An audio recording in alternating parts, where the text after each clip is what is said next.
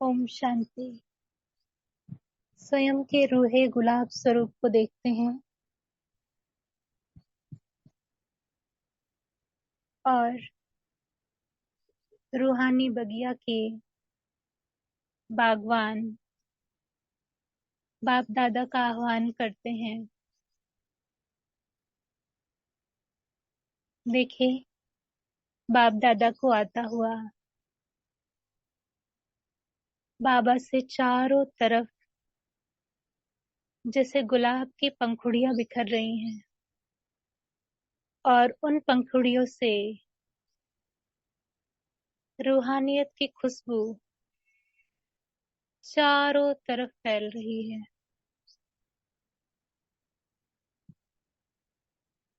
इस खुशबू को महसूस करेंगे।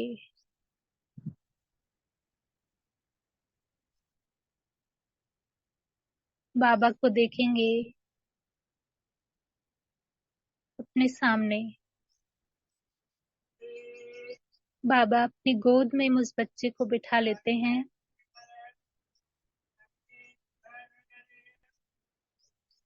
और बाबा कहते हैं, बच्चे, इस रूहानियत की खुशबू को महसूस करते हुए साकार बाबा के संग का साथ साथ अनुभव करते रहना। शुरू करते हैं पुष्पाल बहन जी का अनुभव। कंटिन्यू करते हैं। आज का टॉपिक है पेज नंबर 127। आज का टॉपिक है, मैं विमान में बैठकर क्लास करने जाती थी। हमारा घर कमला नगर सेंटर के नजदीक था, तो घर वालों ने सोचा कि यहाँ रहने से यह आश्रम जाना नहीं छोड़ेगी, घर बदली कर देंगे। उन्होंने शाहदरा में घर ले लिया। शाहदरा से कमला नगर दूर पड़ता था और उस समय सुबह सुबह 4 बजे बसें तो चलती नहीं थी, लेकिन मैंने आश्रम जाना छोड़ा नहीं। मैं क्या करती थी, सुबह सुबह सब्जी के ठेले पर बैठकर सेंटर पर जाया करती थी। ठेले वाले पूछते थे कि आप इस समय कहाँ जाती हो। कभी कहती थी कि गाडली यूनिवर्सिटी में जाती हूँ, कभी कहती थी कि सत्संग में जाती हूँ। एक बार मम्मा साउथ एक्सटेंशन में आई थी और सुबह उनसे मिलने जाना था। रेलवे स्टेशन से बस पकड़नी थी। मैं 4 बजे ठेले में बैठकर स्टेशन पर आई, तो वहां कमला नगर से जगदीश भाई और गुलजार बहन भी आई। शाहदरा से नई दिल्ली रेलवे स्टेशन के बीच में जंगल पड़ता था, कोई मकान आदि भी नहीं थे। मैं सब्जी के ठेले पर बैठ जाती थी। ठेले ठेले वाला कभी हिंदू होता था, कभी मुसलमान होता था, कभी सरदार होता था। फिर भी मुझे कोई डर नहीं था। बाबा मुझे बाबा की याद में मस्त रहकर निकल पड़ती थी। जब जगदीश भाई और गुलजार बहन ने मुझे उस दिन स्टेशन पर देखा, तो पूछा कि तुम किस में आती हो। इस समय ना कोई बस ना कोई टैक्सी मिलती है। मैंने हंसते हुए कहा कि बाबा मेरे लिए विमान भेजता है, उसमें आती हूँ। एक दिन बहुत बारिश पड़ रही थी। उस दिन मैं सुबह ठेले में बैठकर आ रही थी। जब ठेला जमुना का पुल पार कर रहा था, पुल के ऊपर से ट्रेन निकली और ट्रेन से कोयले मेरे ऊपर गिरे। साल काली हो गई। जब दिल्ली स्टेशन पर पहुंची, तो जगदीश भाई ने देखा और कहने लगे कि तुम रोज विमान में आती हो, आज तुम्हारे विमान को क्या हुआ जो साल काली हो गई। तब मैंने सारी बात बताई। ऐसे रोज मेरे साथ कोई ना कोई घटना घटती थी। बाबा, अगला टॉपिक है, बाबा न्याय निधि भी और दया निधि भी थे। मैंने सदा बाबा का बहुत प्यारा रूप ही देखा था। बाबा की दृष्टि सदा मेरे लिए रूहानी स्नेह की होती थी। परंतु बाबा जितने लवफुल थे उतने ही लाभफुल भी थे।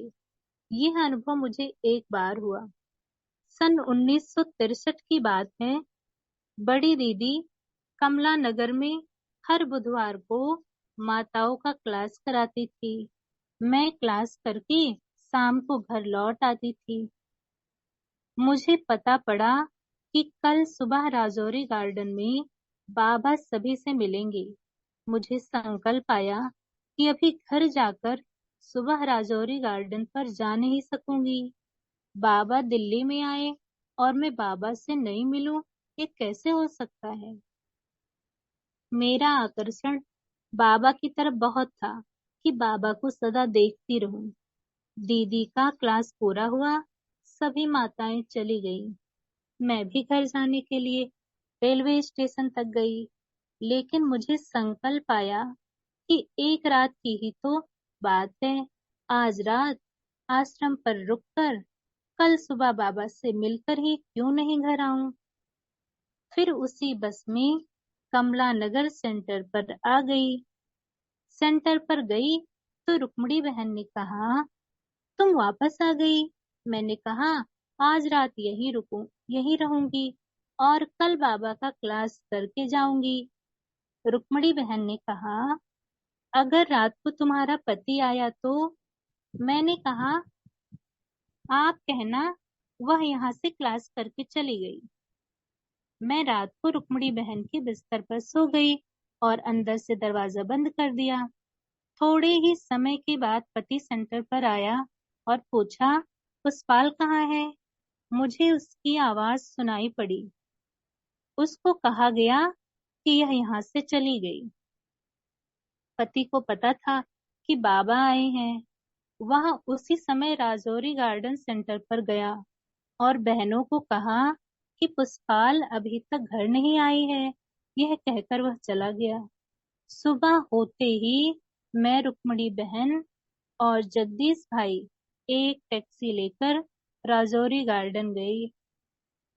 बाबा ऊपर वाले कमरे में ठहरे थे और ऑलराउंडर दादी बाबा के पास थी और बाबा को कह रही थी कि कल रात को पुष्पाल का पति आया था। वह कह रहा था कि पुष्पाल घर पर नहीं पहुंची है, तो वह कहाँ गई है। बाबा ने कहा, बच्ची बाबा से मिलने यहाँ आ गई होगी, देखो। उसने कहा, बाबा वह यहाँ नहीं आई, उसका पति यहाँ से रात को 12 बजे गया। बाबा ने कहा, क्या बच्चा रात को 12 बजे तक भटकता रहा, तो वह रात को कहाँ रही होगी। मैं पीछे से सीढ़ियां चढ़ रही थी। मैंने कहा, बाबा मैं यहाँ हूँ। बाबा बड़े आश्चर्य से देखने लगे। फिर वे कहने लगे, तुम यहाँ रात को कहाँ थी। मैंने कहा, बाबा मैं रात को कमला नगर में थी। बाबा ने कहा, वहां होते हुए भी उस बच्चे को तुमने भटकाया, बेचारे को इतना तंग किया। उस समय बाबा के चेहरे पर उस बच्चे यानी लौकिक पति के प्रति बेहद दया भावना स्पष्ट रूप से दिखाई पड़ रही थी। बाबा एक क्षण गहरी शांति में चले गए। बाबा को मालूम था कि वह बच्चे को परेशान करता है, तो भी उसके प्रति बाबा का करुणा भाव उमड़ रहा था। बाबा ने कहा, तुमने बच्चे को रात भर भटका कर उसको परेशान किया है। मैंने कहा, बाबा क्लास पूरा होते ही मैं यहाँ से चली जाऊंगी। बाबा ने अपने हाथ पीछे बांधकर कहा, आज बाबा क्लास में जाएंगे ही नहीं। बाबा बैठ गए और कहा, तुमने उस बच्चे को परेशान किया है, इसलिए बाबा क्लास में नहीं जाएंगे। पहले तुम घर जाओ। मुझसे भी रहा नहीं गया। मैंने जाकर बाबा का हाथ पकड़ा और कहा, बाबा दुनिया मुझे ठुकराती है, आप भी मुझे ठुकराते हैं। ठीक है, मैं जा रही हूँ। मेरे ये शब्द सुनते ही बाबा की आंखें भर आई। परंतु आंसू बाहर नहीं निकले। जब भी बाबा का प्यार उमड़ता था तब नैन भर आते थे। मैंने बाबा को कहा, मैं जाती हूँ। इतना कहकर बाहर निकल गई। तुरंत बाबा ने जगदीश भाई और अन्य भाइयों को भेजा कि जाओ, बच्ची ने रात को कुछ खाया नहीं होगा, सुबह सुबह इतनी सर्दी में आई है, चाय भी नहीं पी होगी, उसको चाय पिलाकर भेजो। बाबा ने रुक्मणी बहन को कहा, वह रात को तुम्हारे पास थी, इसलिए तुम उसको घर छोड़कर आओ। जब मैं गेट पर पहुंची तो कोई टोली लेकर, कोई चाय लेकर दौड़े आ रहे थे। मैंने कहा, मुझे कुछ नहीं खाना, मैं कुछ नहीं खाऊंगी, लेकिन रुक्मणी बहन साथ चल दी। मैंने उससे आने के लिए मना किया और कहा, यह मेरा विषय है, जो होगा मैं देखूंगी, तुम वापस जाओ, मैं अकेली जाऊंगी। जब मैं घर पहुंची तो सभी अपने जोश में बैठे हुए थे। कहने लगी कि आ गई, चलो आज तुम्हारा फैसला हो जाए, रोज रोज के झगड़े हमसे देखे नहीं जाते। मैंने भी कहा, चलो फैसला हो जाए तो बहुत अच्छा है। पति मुझे लौकिक रिश्तेदारों के पास लेकर गया और बोला कि यह ब्रह्मा कुमारियों के पंजे में आ गई है और इन्होंने इसको भटका दिया है। पति बहुत बोलता रहा, लेकिन मैं चुप रही, कुछ नहीं बोली। पति बार बार कहने लगा कि ब्रह्मा कुमारियों ने इसका दिमाग खराब कर दिया है। तो सभी ने फैसला किया कि इसके दिमाग यानी ब्रेन का टेस्ट किया जाए। अगला टॉपिक है, 2 बार ब्रेन टेस्ट हुआ। सन 1965 में मेरे दिमाग का टेस्ट राम तीर्थ हॉस्पिटल में कराया गया। उस समय पीठ से 1 बोतल पानी निकाला गया, जिस कारण मेरी पीठ कमजोर हो गई। रिपोर्ट मिली कि इसका दिमाग ठीक है। आराम के बाद भी मैं बैठ नहीं सकती थी, खड़ी नहीं हो सकती थी। दिन प्रतिदिन दर्द बढ़ता गया। उसी समय मम्मा अव्यक्त हुई। आखिर मेरी चाची ने कहा कि तुम मुंबई आ जाओ, मुंबई में डॉक्टर को दिखाएंगे। मैं जैसे तैसे मुंबई पहुंच गई। मेरी चाची का लड़का बहुत बुद्धिमान था। वह समझ गया कि इसको क्लास में जाने नहीं दे रहे हैं, तंग कर रहे हैं, इसलिए दिमाग में तनाव रहता है। तो वह रोज मुझे और चाची को सुबह टैक्सी में सेंटर पर छोड़ आता था। मैं 6 महीने मुंबई में रही। फिर उसने कहा कि एक बार ब्रेन का टेस्ट कराना चाहिए। वह एक पारसी डॉक्टर के पास ले गया। वह डॉक्टर मुझे देखकर अवाक रह गया। वह सोचने लगा कि यह महिला इतने साधारण वस्त्रों में। वह कहने लगा कि हमारी किताबों में लिखा हुआ है कि जब महिलाएं इतने साधारण वस्त्र पहनेंगी तब दुनिया बदलेगी। मैंने कहा, अब तो दुनिया बदलने वाली ही है। वह मेरी बात बहुत उत्सुकता से सुनने लगा, लेकिन दूसरा डॉक्टर उसको कहने लगा कि ब्रह्मा कुमारियां भाई बहन बनाती हैं, घर बार छुड़ाती हैं और कई उल्टी बातें सुनाने लगा। तो फारसी डॉक्टर ने उसकी बातें नहीं सुनी और मेरे से कहा, मैं समझता हूँ कि आपका दिमाग खराब नहीं है, फिर भी आपके परिवार वालों को सर्टिफिकेट देना है, इसलिए टेस्ट कराना जरूरी है। मेरा टेस्ट पूरा हुआ और वह पारसी डॉक्टर फूल माला लेकर आया और मेरे गले में डालकर कहा, you are all okay, brain is very okay. आप बिल्कुल ठीक हैं, आपका दिमाग बहुत अच्छा है। इस प्रकार मैं मुंबई में 1 साल रही। उसके बाद वापस दिल्ली आई। अगला टॉपिक है, आखिर लौकिक बंधन टूट गया। आखिर मेरे बंधन टूटने का समय भी आ गया। मैंने दोनों बच्चियों को टिकट देकर ट्रेन में बिठा दिया और कहा कि स्टेशन से रिक्शा लेकर चंद्रमणि दादी के पास आश्रम पर चले जाना। खाने पीने के लिए कुछ नहीं दिया था, सिर्फ एक बैग में कपड़े डालकर भेज दिया था। दादी चंद्रमणि को आश्चर्य लगा कि ये दिल्ली से अकेली आई है। दो बेटों को भी अपने लौकिक माँ के पास अमृतसर भेज दिया। बच्चों को भेजने के बाद मैं फ्री हो गई और मुझे प्रबल संकल्प आने लगा कि कैसे भी यहाँ से छूटूं। मैंने पटना जाने की योजना बनाई। मैंने जगदीश भाई को कहा कि मेरे पटना जाने की टिकट बना दें। जगदीश भाई ने कहा, तुम स्टेशन पर आ जाना, मैं टिकट लेकर स्टेशन पर इंतजार करूंगा।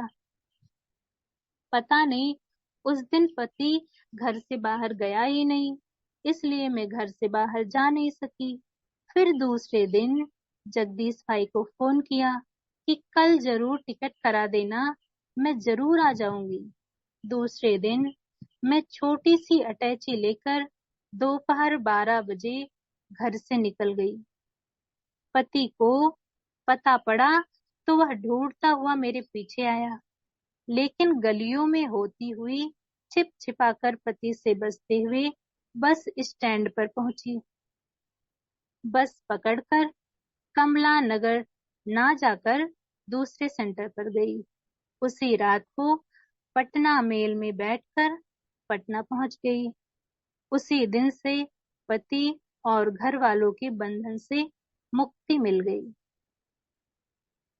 कुछ वर्षों के बाद बच्चे मुझे वापस आने के लिए जबरदस्ती करने लगी, क्योंकि मकान, पैसे, जेवर, लाकर्स आदि सभी मेरे नाम पर ही थे।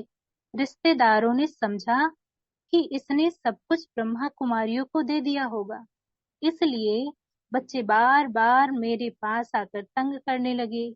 एक बार बड़ा बेटा आया, क्योंकि उसकी शादी थी।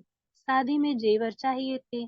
बेटा बड़ी दीदी के पास जाकर दीदी से पत्र लिखवा कर आया।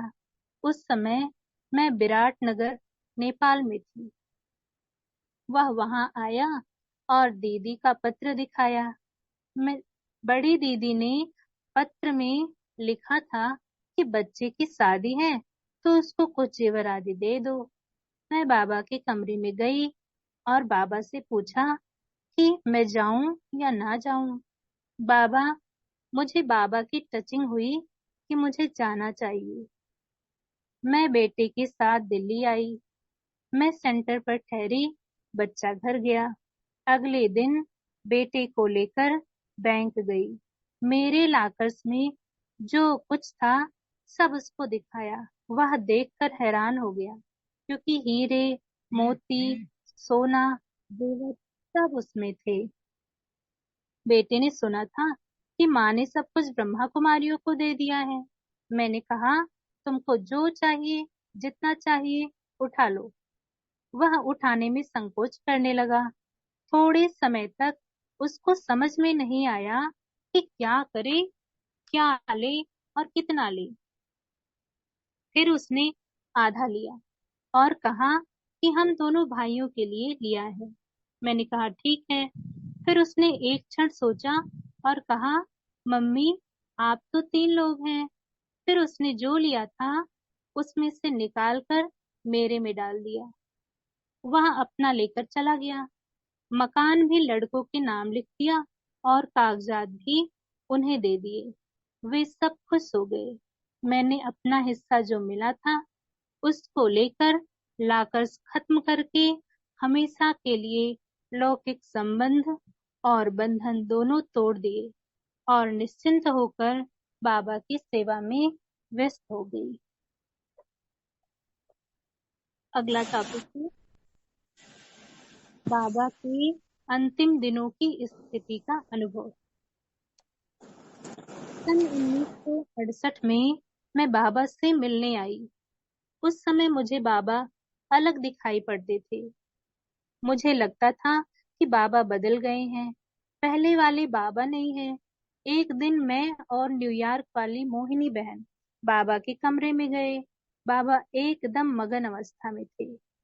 पहले कभी बाबा के कमरे में जाते थे तो बाबा कहते थे, आओ बच्चे, आओ बच्चे।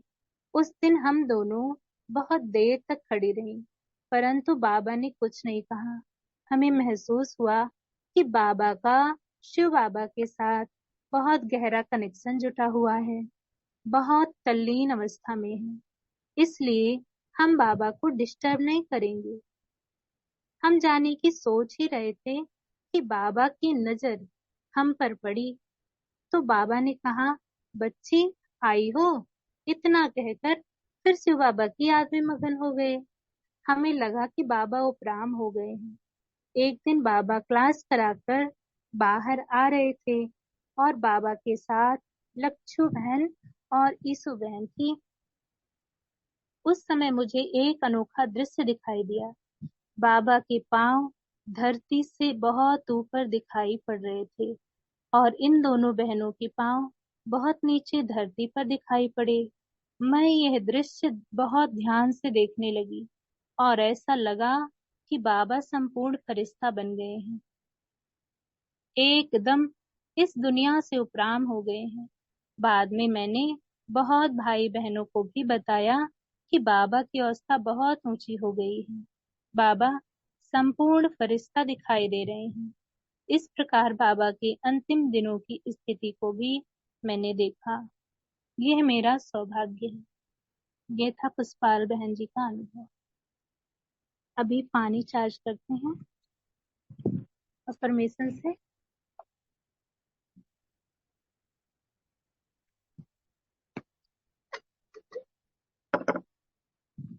देखते हैं अपने सिर के ऊपर बाबा को,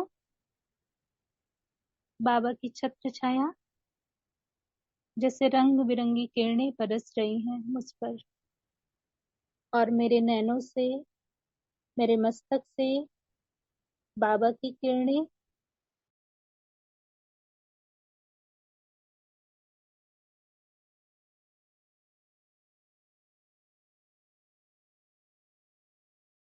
करते हुए वो दृश्य देखते रहेंगे। इस जीवन की अनंतता में जहां मैं हूँ, सब संपूर्ण और परिपूर्ण है। मैं शिव बाबा के साथ एकाकार हूँ। मेरा अमृत वेला 3 से 5 रेगुलर और बहुत शक्तिशाली होता है। मेरे दिन की शुरुआत पहले संकल्प से ही परमात्मा के प्रति आभार और खुशी के साथ शुरू होती है। मेरे जीवन का प्रत्येक क्षण नया, ताजा और सजीव है। मैं मास्टर सर्वशक्तिवान हूँ। जो शक्तियाँ शिव बाबा में हैं, वो मुझ में भी हैं। मैं आत्मा समय पर सर्व शक्तियों व वरदानों को कार्य में लगाने वाली वरदानी मूर्त हूँ। मैं दिव्य सफलता के लिए एक चुंबक हूँ। मेरा हर शुभ संकल्प मुझे विजय, सफलता व गौरव की ओर अग्रसर करता है। मैं आत्मा हर कर्म करने से पहले स्वमान में स्थित होकर ही कार्य शुरू करती हूँ। मैं आत्मा शरीर को भोजन स्वीकार कराते वक्त पूरी तरह से बाबा की याद में रहती हूँ। किसी भी आत्मा से बात करते वक्त मेरा ध्यान उसकी भ्रिकुटी में ही रहता है। मेरा अंतर्मन सिर्फ सकारात्मक, सम्मानयुक्त व श्रीमत के संकल्पों को ही धारण करता है। वह व्यर्थ संकल्पों को तुरंत बाहर फेंक देता है।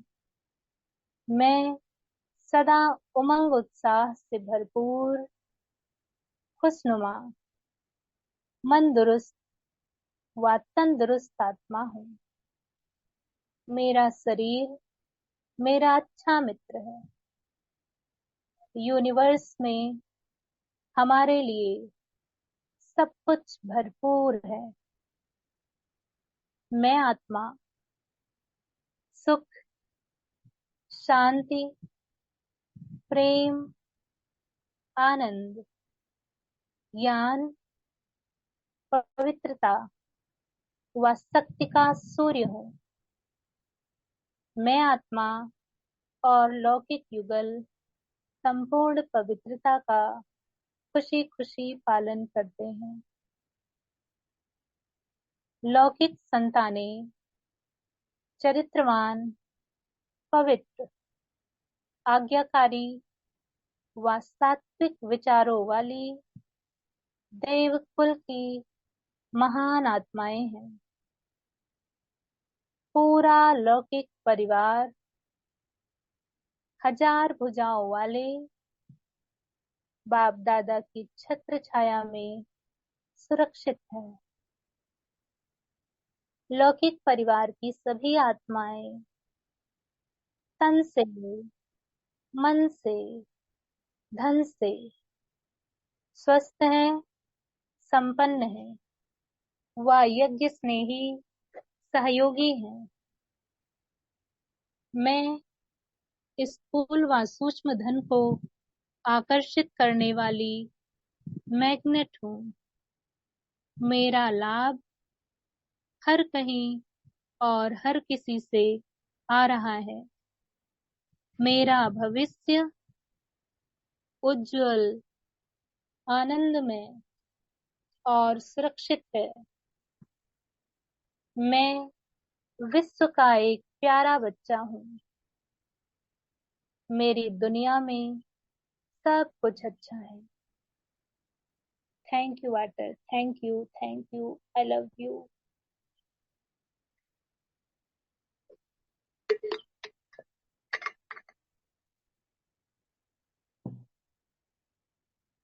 अपने दोनों हाथों को आकाश की ओर रखते हैं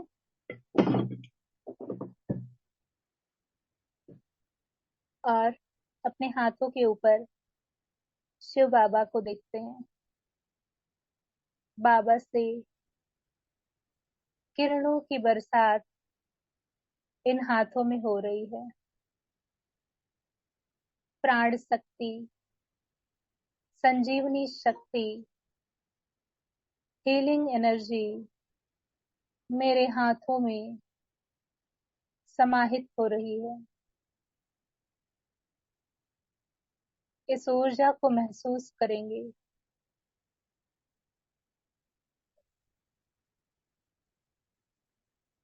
हाथों को रब करेंगे। मैं मास्टर सर्वशक्तिवान आत्मा हूँ। मैं मास्टर सर्वशक्तिवान आत्मा हूँ। मैं मास्टर सर्वशक्तिवान आत्मा हूँ। रख लेंगे। जिस भी स्थान पर कोई समस्या हो वहां, नहीं तो फिर सज्जे।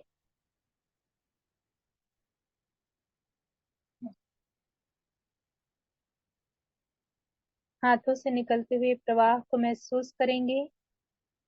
सारा ध्यान हाथों से निकलते हुए प्रवाह और उस अंग पर रहेगा।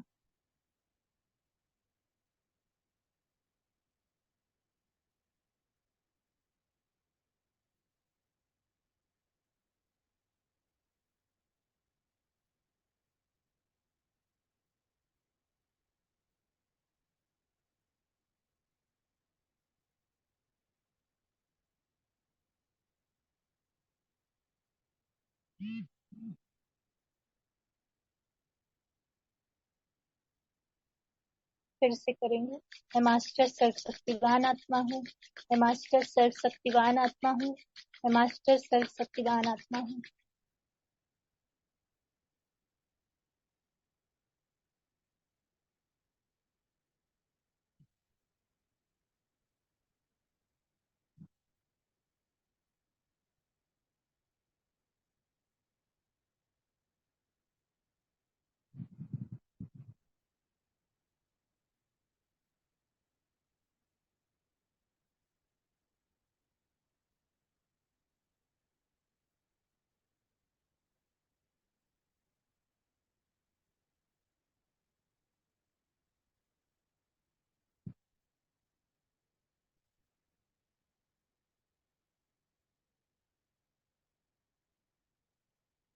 फिर से करेंगे। मैं मास्टर सर्वशक्तिवान आत्मा हूँ। मैं मास्टर सर्वशक्तिवान आत्मा हूँ। मैं मास्टर सर्वशक्तिवान आत्मा हूँ। करते हैं।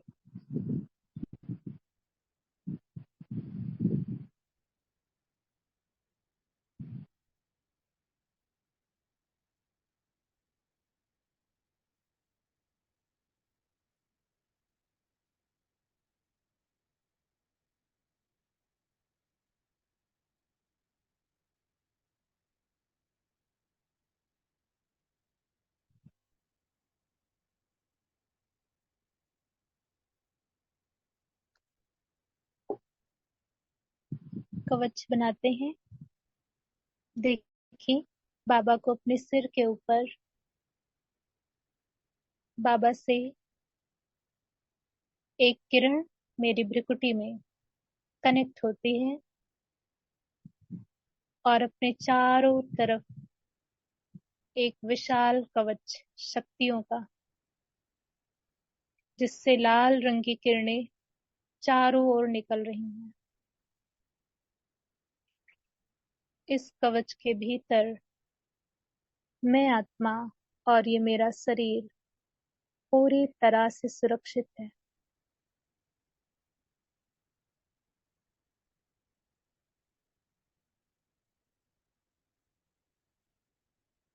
अब लौकिक संबंधियों को एक एक करके देखेंगे और कवच बनाते चलेंगे, बाबा से कनेक्ट करते चलेंगे।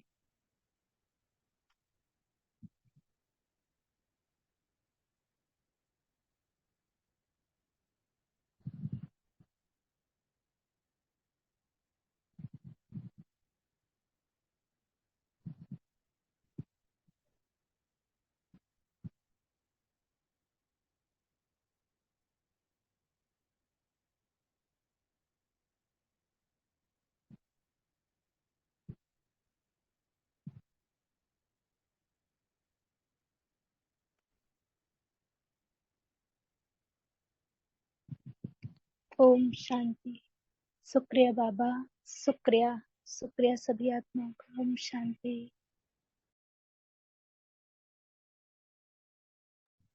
ओम शांति दीदी। ओम शांति दीदी। शुक्रिया दीदी, शुक्रिया बाबा। बाबा शुक्रिया, ओम धन्यवाद। शांति। शुक्रिया बाबा, शुक्रिया। ओम शांति। शुक्रिया दीदी।